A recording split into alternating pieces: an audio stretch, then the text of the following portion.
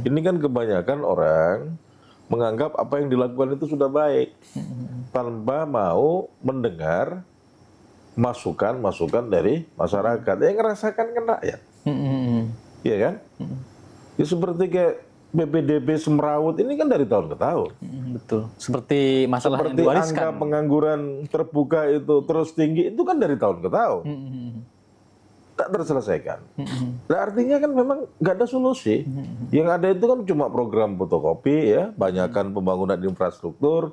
Ya mungkin ada fee yang lumayan kali di pembangunan infrastruktur ya. Saya kan nggak tahu ya.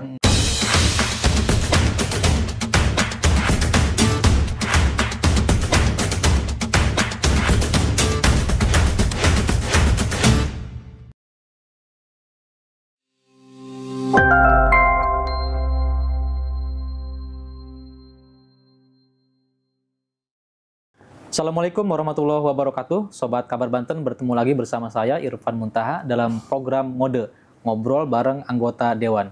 Nah, kali ini saya akan berbincang dengan Wakil Ketua DPRD Provinsi Banten, Bapak Muhammad Nawa Said Dimyati. Assalamualaikum warahmatullahi wabarakatuh. Waalaikumsalam Mas Irfan. Pak Nawa, gimana kabarnya? Sehat ya? Alhamdulillah sehat. Alhamdulillah. Mas Irfan sehat juga ya? Alhamdulillah. Ini menjelang akhir tahun 2024 sepertinya padat ini Pak Ketua. Ya begitulah. APBD 2025 untuk KUA PPAS-nya lagi proses dikerjakan. Iya. Sekaligus perubahan APBD 2024 lagi berjalan. Ada juga beberapa pansus ya yang lagi berjalan. Biasa Mas. Padat lah ya. Lumayan. Ya, bagi Sobat Kabar Banten itu tidak asing lagi Pak Nawa ini, bagi teman-teman. Tapi mungkin Pak Ketua ini banyak sekali yang bertanya, penasaran Pak Nawa ini sering tampil di publik, vokal di kursi DPRD Provinsi Banten, tapi ada yang pengen tahu bagaimana sejarah suksesnya Pak Nawa ini hingga menjadi politisi yang duduk sebagai anggota DPRD Provinsi Banten. Nah, sejak kapan Pak Nawa kenal dunia politik? Saya kenal dunia politik itu sebenarnya sejak SD. Sejak SD? Sejak SD, jadi kebetulan saya itu tinggal di sebuah wilayah yang oleh Orde Baru itu nggak pernah mau dibangun. Karena masyarakatnya hampir full itu oposisi, dan larinya waktu itu ke Partai Persatuan Pembangunan. Kami dulu lebih kenal dengan sebutan Partai Ka'bah, karena logonya Ka'bah pada saat itu. Dari sana kemudian ketika SMP juga belajar di organisasi intrasekolah, SMA juga, di perguruan tinggi juga. Cuma memang yang mulai ditempa itu adalah ketika saya masuk organisasi ekstrakurikuler di kampus, namanya itu Pergerakan Mahasiswa Islam Indonesia, PMII. PMII ya. Saya ikut Mapaba, kemudian kalau dulu namanya LKD, kalau sekarang jadi PKD ya, dan seterusnya dan seterusnya. Di sela-sela kuliah itu, saya juga sudah mulai terlibat di partai politik ya pada saat itu ketika kemudian merantau, ya masih seperti itu. Nah mulai agak kencang lagi itu ketika tahun berapa itu saya lupa, ketika Mega Bintang ya, kalau nggak salah itu tahun 9 berapa itu saya lupa, karena 2 tahun kemudian ada reformasi kan, 2 tahun kemudian ada reformasi. Nah, dari sana, setelah reformasi itu, karena saya ini basically-nya adalah Nahdliyin, waktu itu NU, ketua umumnya bikin partai politik, ya saya takdim, saya ikut di sana, sampai kemudian tahun 2003 akhir, saya ke Partai Demokrat sampai dengan saat ini. Jadi pada saat lahirnya Demokrat sampai saat ini saya ada di Demokrat. Dan tidak pernah ada rencana untuk keluar dari maju menjadi calon dan sebagainya, tidak. lebih kepada karena kita senang dengan sosok yang dimunculkan pada saat itu Pak SBY, ya kan? Dan kemudian 2009 saya maju jadi anggota DPRD di Kabupaten Tangerang. Nah sampai sekarang, jadi nggak mungkin ganti baju karena saya anggap dengan Demokrat itu saya jadi ada. Tanpa Demokrat mungkin orang tidak akan banyak kenal saya seperti saat ini. Jadi setia dengan Demokrat sampai saat ini ya? Kalau dibilang setia tidak, tetapi lebih tepatnya itu sebaik-baik orang itu kan yang pandai bersyukur. Nah, kita bersyukurlah kepada Allah, wasilahnya lewat Demokrat, ya kita berbakti, takdim di Partai Demokrat. Hingga menjadi anggota DPRD Provinsi Banten, apa yang paling diingat saat masa-masa kuliah, Pak Nawa? Kalau zaman kuliah mah biasa-biasa aja ya, seperti kayak kawan-kawan yang lain. Saya lebih banyak ngikutin kajian pada saat itu kan, baik itu kajian terkait dengan studi keislaman maupun juga kajian-kajian terkait politik ya. Nah pada saat saya itu kan tokoh-tokoh yang biasa kita jadikan narasumber itu ada Pak Amin Rais, terus ada juga Pak Dawam Raharjo, ada juga siapa? Gus Dur, MH Ainun Najib ya. Terus kemudian ada Dr. Arif Budiman, macam-macam lah ya. Lebih banyak kita bedah dan pada saat itu kan masih ada beberapa buletin kajian keilmuan juga demokrasi, itu ada majalah Prisma pada saat itu.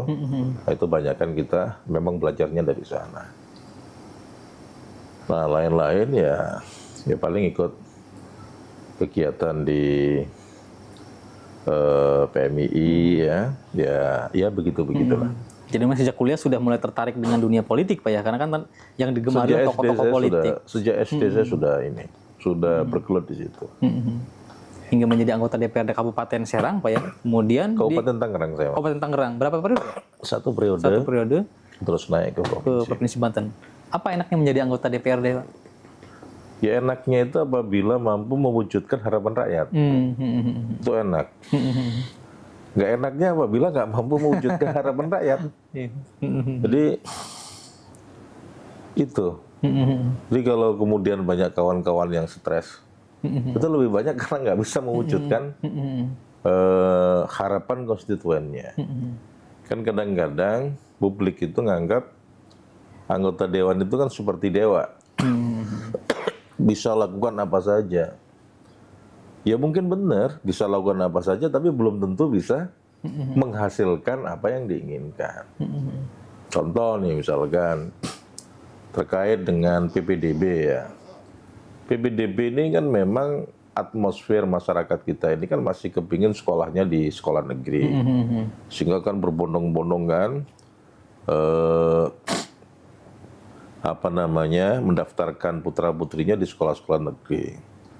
Nah kan persoalannya kan ruang belajarnya kan nggak cukup, sehingga yang diterima tidak semuanya. Dan kayak begitu ketika datang ke rumah mereka ngadu dan lain sebagainya, kita coba bantu karena memang pendidikan itu adalah kewajiban negara terhadap rakyat. Ketika berhasil kita senang, tapi ketika nggak berhasil sedih juga, gitu kan ya? Itu sedihnya luar biasa. Nah makanya saya berharap karena kalau pemerintahan transisi PC ini kan nggak bisa diharapin apapun Mas ya. Kenapa saya bilang nggak bisa diharapin apapun? Misalkan di bidang pendidikan jumlah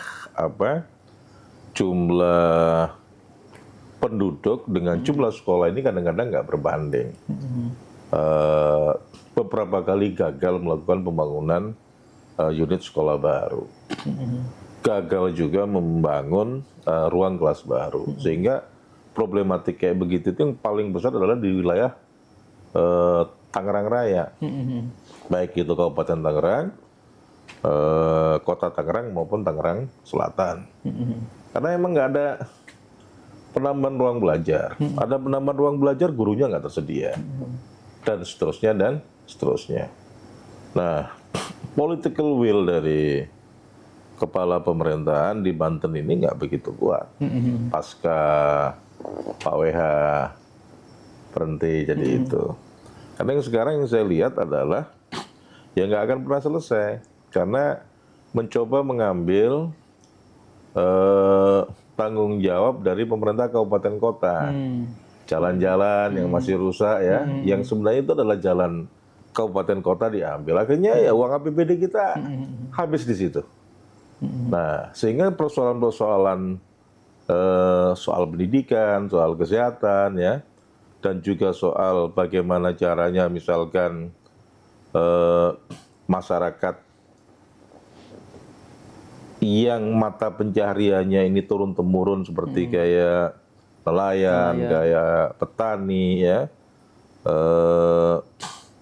pedagang juga, ini suntikan program ya, ini minim sekali.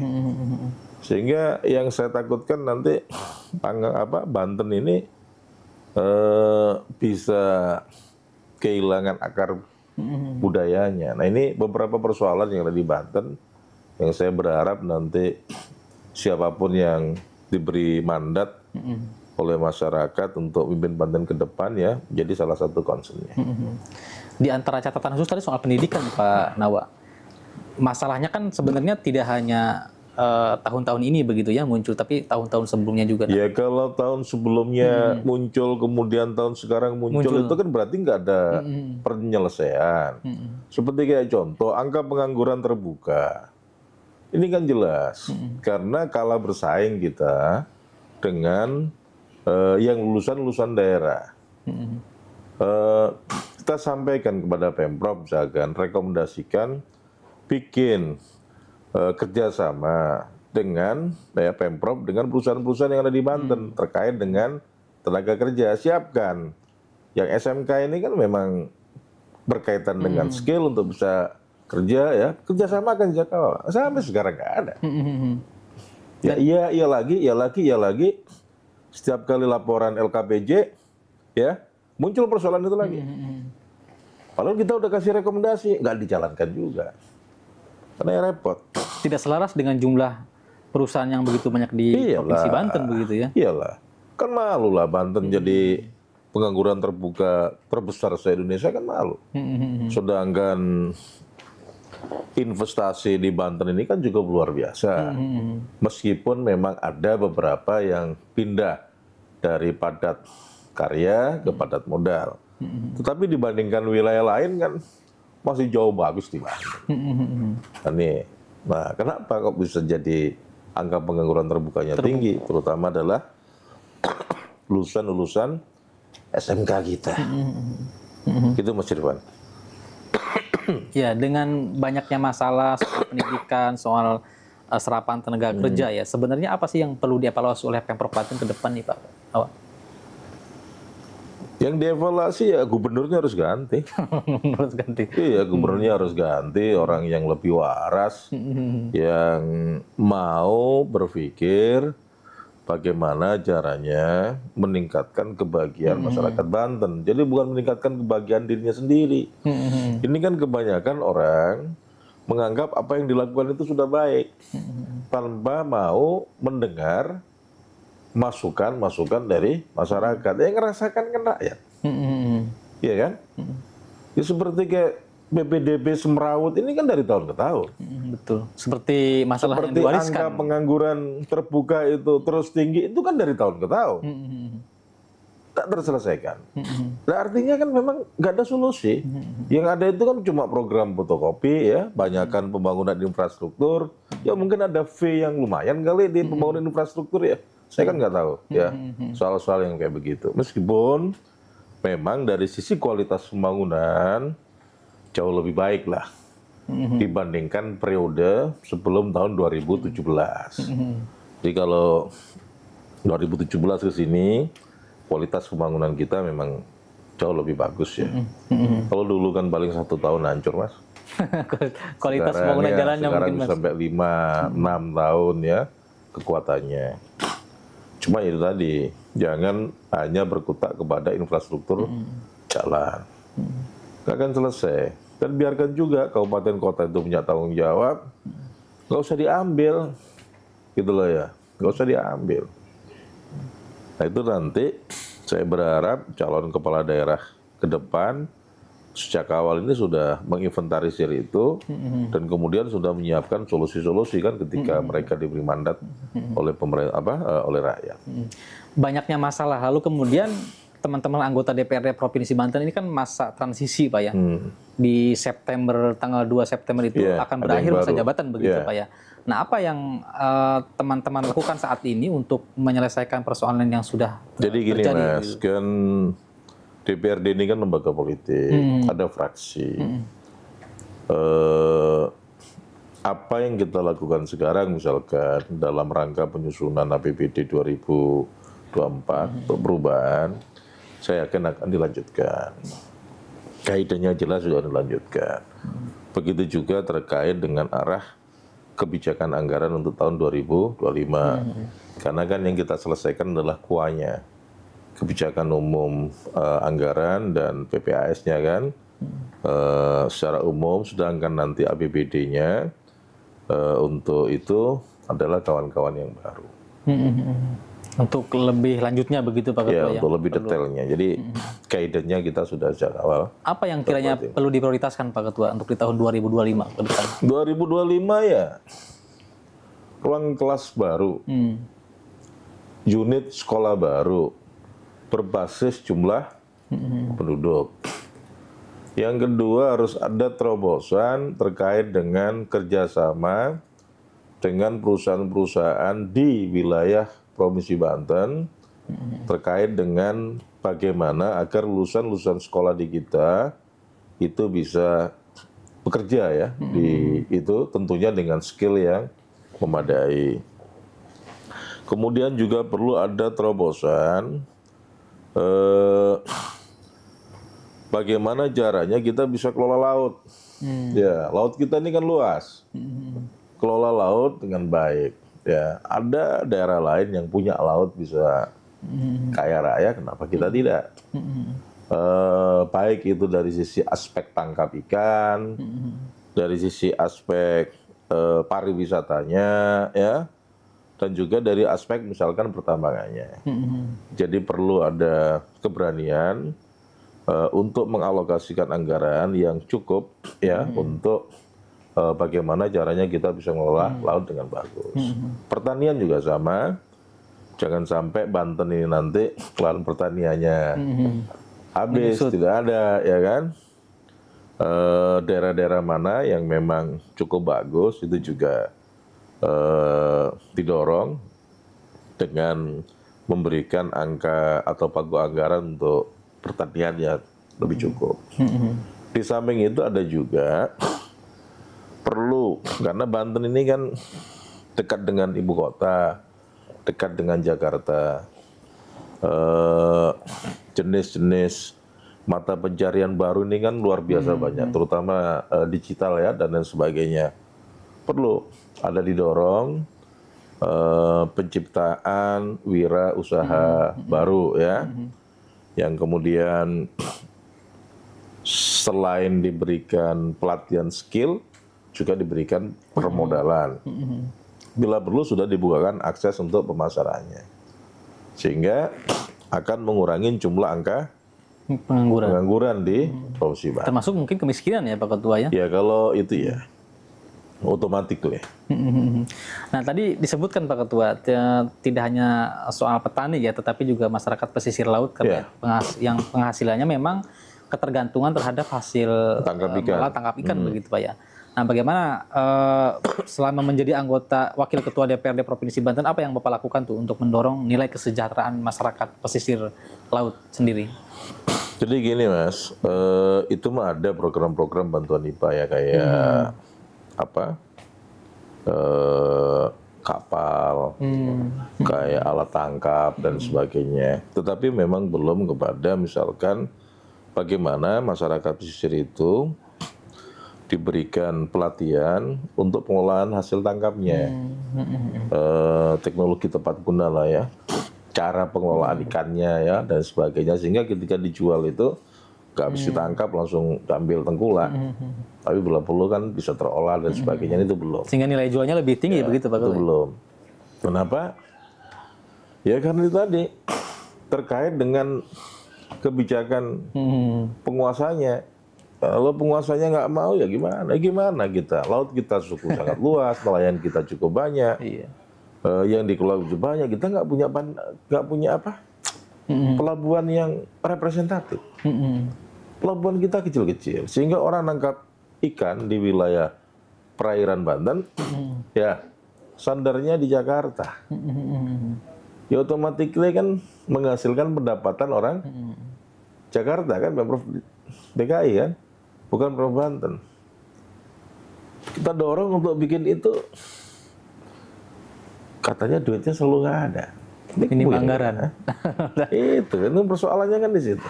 Oke. Tapi duitnya lebih seneng dipakai untuk bikin itu, bikin aspal, bikin beton. Lebih pada proyek lah ya. Iya, semuanya project. Kan? Iya. Semuanya project. Nah, kalau potensi untuk mengembangkan hasil produksi para nelayan ini, apakah memang bagus Pak di Provinsi Banten? Kalau hasil pantauan? Belum. Nah itu PR untuk tahun-tahun berikutnya. Tapi potensi itu ada Pak ya? Ya harus. Potensi untuk harus bisa dimunculkan itu. Lakukan. Iya, harus dilakukan. Oke. Nah, soal pertanian nih Pak Ketua, tentu di Provinsi Banten kan semakin semakin bertambah usia Provinsi Banten, sepertinya lahan pertanian semakin menyusut. Misalkan di Kabupaten Lebak saat ini sudah diprojek di salah satu kecamatan di Cileles itu menjadi daerah industri ke depannya. Sementara di daerah itu termasuk salah satu penghasil perkebunan atau padi. Nah, ini bagaimana ke depan kira-kira harusnya pemerintah Provinsi Banten? Ya, kan kita kan memang ngikutin tata ruang nasional. Kemudian ada yang namanya perda tata ruang di provinsi, perda tata ruang di kabupaten kota. Nah itu sebenarnya kan kembalinya kepada keberpihakan kepala daerah. Memang kalau daerah pertanian itu kan bagus, cuma kadang-kadang dianggap tidak begitu menarik karena tidak mendatangkan PAD yang cukup besar kan untuk daerah. Beda apabila dengan perindustrian, karena ada izin ini, izin itu dan lain sebagainya kan gitu kan ya.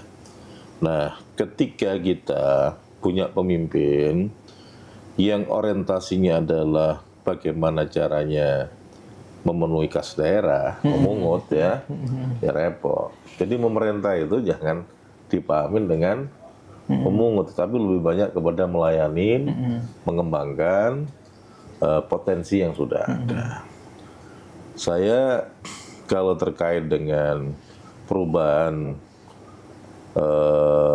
tata ruang di wilayah Lebak, saya nggak bisa ikut bicara karena memang itu bukan dominasi pemerintah provinsi, tetapi lebih banyak dominasi teman-teman yang ada di Lebak. Tapi nasib petani perlu diperhatikan begini Pak. Ya harus lah. Diperhatikan betul. Bukan hanya petani, seluruh rakyat harus diperhatikan. Harus itu. Nah di Oktober besok ya kita akan memperingati hari kelahiran Provinsi Banten. Nah Pak Nawa sendiri bagaimana melihat kondisi Provinsi Banten ini di usia yang ke-24 ya? Jadi kan kalau Banten itu kan masih muda Mas. Tergolong masih muda ya? 24 itu masih muda. Jadi kalau mau bandingkan Banten itu cari yang apple to apple, Gorontalo misalkan, yang bareng ya. Ini kan kadang-kadang kawan-kawan ketika ngeritikin dibandingin sama Jawa Barat, dibandingin dengan DKI, lebih Jawa tua, Timur, ya jauh lah usianya. Tetapi kalau kita lihat secara umum, Banten ini cukup bagus. Punya masa depan yang cukup lumayan bagus. Kita bisa lihat dari berbagai macam aspek. Pembangunan di Banten juga jauh lebih bagus dibandingkan ketika kita masih bersama dengan Jawa Barat. Ya kan? Bahkan terkait dengan concern terkait dengan pendidikan kita lebih firm dibandingkan dengan Jawa Barat misalkan. Sama juga terkait dengan dengan pelayanan kesehatan dan lain sebagainya. Meskipun memang masih perlu untuk ditingkatkan dan perlu konsistensi. Kadang-kadang kan kawan-kawan kan nggak konsisten. Pengennya, ini pendidikan nih jangan gratis gitu kan. Nah, kan kadang-kadang nggak konsisten. Nah ini kan perlu kita konsisten itu di situ. Karena ya memang uang di Banten kan nggak banyak. Tarik sana, tarik sini kan, tarik-tarikan. Itu disebut dengan politik anggaran kan itu. Jadi saya optimis ke depan Banten ini bisa lebih baik dibandingkan Jawa Tengah, ya kan? Meskipun usianya jauh lebih tua. Dan kalau kita lihat kesejahteraan Jawa Tengah dengan Banten, bagusan Banten. Bagusan Banten ya, padahal usianya lebih muda dibandingkan Jawa Barat. Baik Pak Nawa, Kabar Banten adalah perbincangan saya dengan Pak Nawa, Wakil Ketua DPRD Provinsi Banten. Nanti kita akan lanjutkan perbincangannya setelah yang satu ini.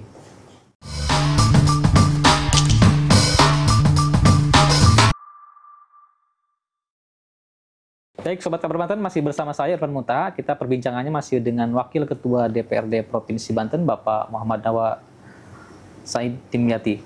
Pak, kita tadi sudah berbincang terkait dengan kondisi di Provinsi Banten lah. Nah, sekarang Provinsi Banten dihadapkan dengan hajat bersama, yaitu Pilkada 2024 begitu ya. Nah, Bapak bagaimana melihat kondisi Provinsi Banten saat ini menjelang Pilkada 2024 nih, Pak? Saya lihat cukup bergelora ya. Calon-calon yang ingin menjadi pemimpin di Banten. Cuma memang sekarang sudah mulai mengerucut calonnya. Kalau kemarin kan banyak, ada Bu A, Bu B, Pak A, Pak B. Ya. Sekarang sudah mulai mengerucut. Karena dari 10 partai politik yang mendapatkan kursi di provinsi ini, sudah ada 8 partai politik udah gabung untuk poros atau berkoalisi dan mengusung Pak Andra Soni dengan Pak Dimyati.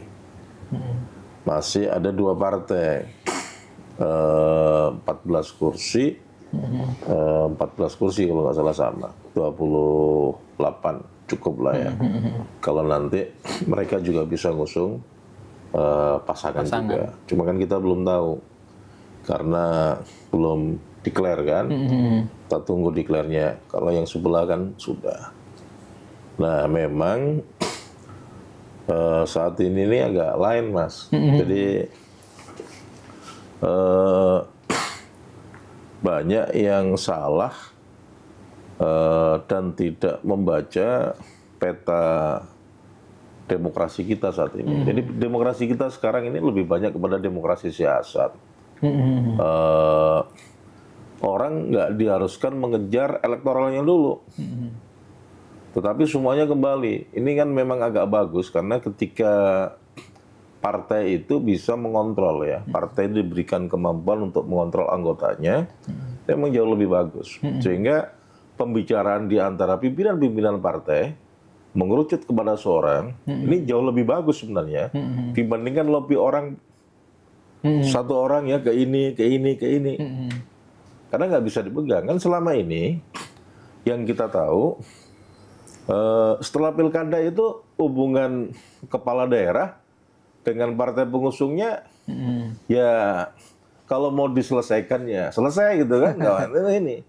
Nah ini ada arah baru, karena sekarang yang melakukan komunikasi bukan sang kandidat di Banten ini, tetapi adalah partai-partai ya Kim. Cuma emang sayang, kebetulan saya kan kemarin juga ada di Koalisi Indonesia Maju, saya bersama dengan teman dari Gerindra, Golkar, terus kemudian PAN ya.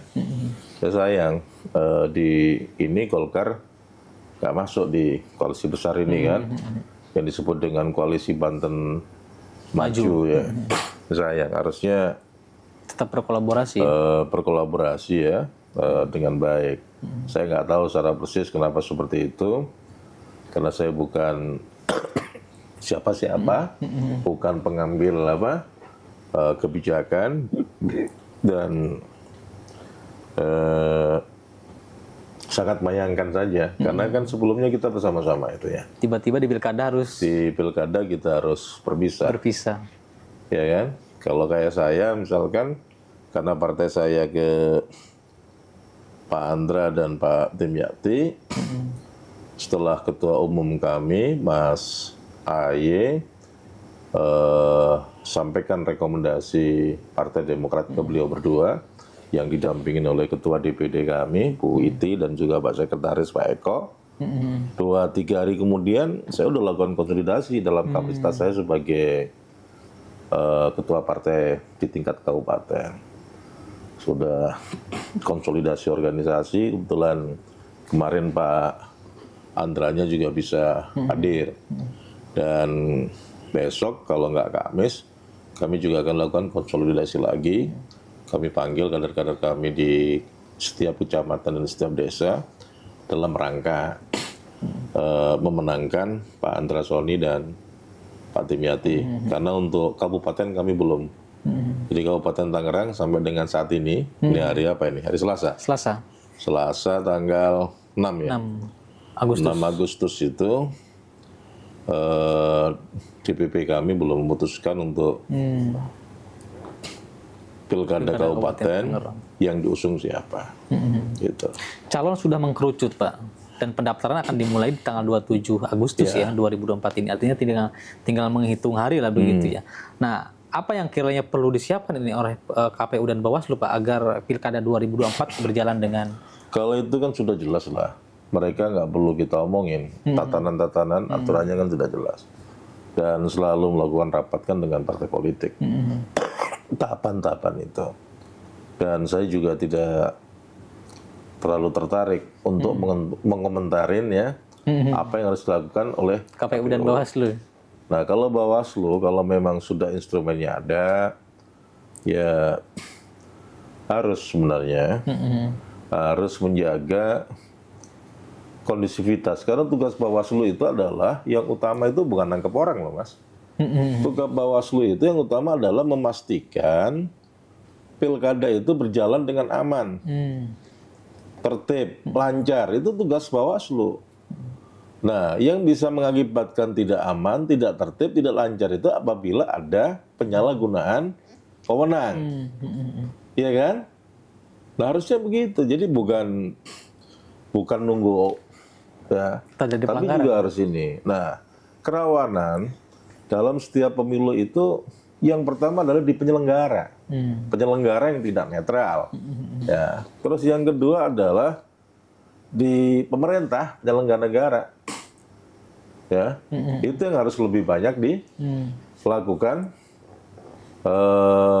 komunikasi sehingga mereka bisa menjalankan dirinya sebagaimana mestinya. Jadi misalkan rekrutmen PPK, rekrutmen PPS, rekrutmen KPPS. Di sini itu kan kerawanan-kerawanan pemilu. Ya. Bawaslu harusnya ikut.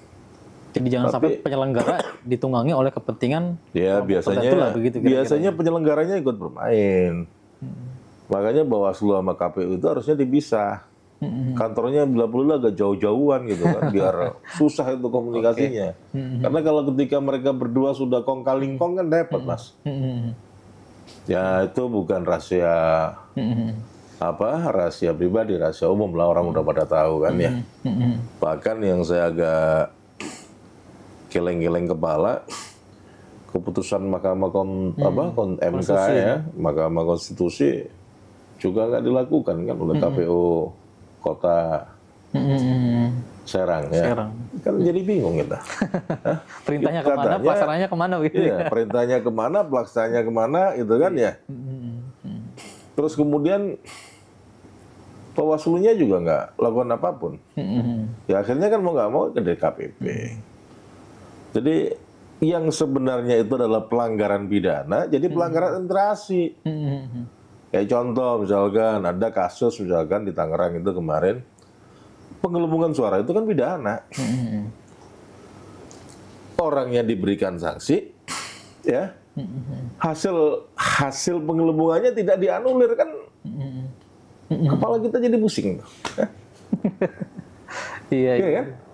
Nah ini yang agak menarik. Kan bilang bahwa kerawanan pemilu yang pertama itu adanya di penyelenggara. Dia harus lebih banyak diawasi.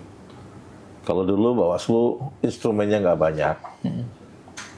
Sekarang Bawaslu kan banyak, sampai punya kaki kan di setiap TPS. Iya, betul. Nah itulah yang membuat Bawaslu tidak bekerja sebagaimana mestinya.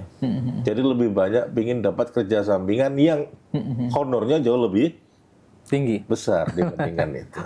Sebenarnya kalau penyelenggara kemudian tidak netral, nah ini kira-kira dampaknya apa nih Pak terhadap hasil? Ya dari kalau terjadi demokrasi itu kerusuhan sendiri? segala macam ya dia yang tanggung jawab lah. Ada kebakaran lah, apa segala macam dia yang tanggung jawab. Ada nyawa yang melayang dia yang tanggung jawab. Jadi jangan dianggap bahwa wah kalau nggak langsung ke sayanya nggak ada persoalan, dia yang tanggung jawab.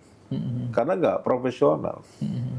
Jadi tugas Bawaslu harus memastikan masyarakat itu aman, jadi pilkadanya itu aman, nyaman, ya. Kenapa? Karena keadilan ditegakkan. Kalau keadilan tidak ditegakkan, pasti akan chaos. Ketika chaos, dia yang tanggung jawab. Dunia akhirat itu, Mas. Saya ngomong belak-belakan itu dunia akhirat.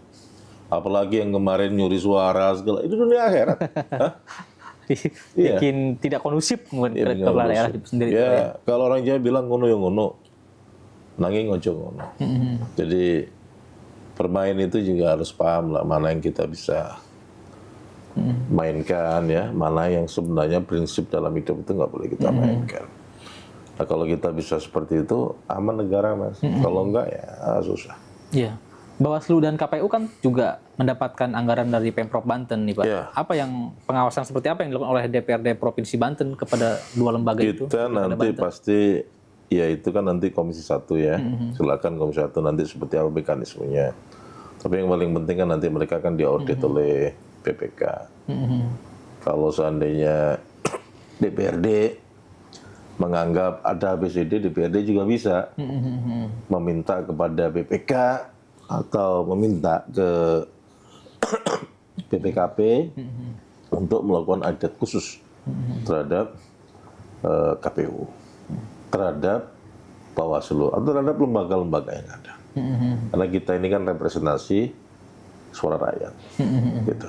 Baik Pak Nawa, terima kasih sudah banyak berbincang hari ini terkait dengan kondisi Sama-sama, Provinsi Mas Banten, Irfan. kemudian Pilkada Banten. Nah, mendekati tanggal 2 September 2024, masa akhir jabatan Pak Nawa sebagai Wakil Ketua DPRD Provinsi Banten, kira-kira apa yang mau disampaikan terhadap Saya masyarakat cuma Provinsi minta Banten? maaf kepada masyarakat Banten karena banyak hal yang belum bisa kami lakukan dalam mewujudkan Banten maju, Banten mandiri, Banten yang punya daya saing, Banten yang sumber daya manusianya cukup tinggi, Banten yang bisa membahagiakan seluruh warganya. Jadi saya mohon dibukakan pintu maaf ya seluas-luasnya. Saya berdoa karena memang 2024 kemarin saya tidak maju lagi di provinsi. Saya berdoa semoga teman-teman yang nanti duduk dan lebih banyak, sekarang 100 orang, lebih ngopeni kepada masyarakat, kepada rakyat, keinginan-keinginan rakyat lebih dikedepankan. Saya pikir itu, Mas, dan saya senang sekali juga kalau kita bareng-bareng lah berikhtiar bersama-sama kita wujudkan agar Provinsi Banten ini semakin maju. Amin. Terima kasih. Amin. Baik, terima kasih Pak Nawa. Meskipun nanti tidak lagi menjadi anggota DPRD Provinsi Banten, tapi ikhtiar untuk Provinsi Banten tetap berlanjut. Begitu, Pak ya. Sobat Kabar Banten, itulah perbincangan saya dengan Wakil Ketua DPRD Provinsi Banten, Bapak Nawa M. Said, dari Partai Demokrat. Saksikan terus program podcast Kabar Banten. Assalamualaikum warahmatullahi wabarakatuh. Waalaikumsalam warahmatullahi wabarakatuh.